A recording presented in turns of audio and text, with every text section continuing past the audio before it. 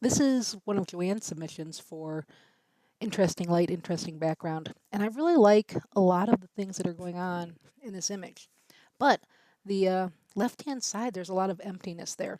So when framing this up, if you could make it so that the guy was a little bit further back there, I think that would work a little bit better. But right now, I'm just going to give it a crop and see what happens. So let's grab the crop tool. I'm in Photoshop. And I'm not just going to crop him centered. I'm going to move it over because this guy is part of the story too.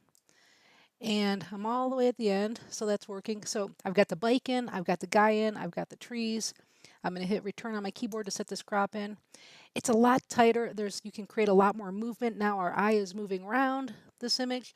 Unfortunately, she did a little vignetting, which was not unfortunate in the other version, but we'd want to redo the vignette so that it was over here as well. So that's just a quick little fix to tighten up the frame, and I think it makes for a more interesting dynamic image.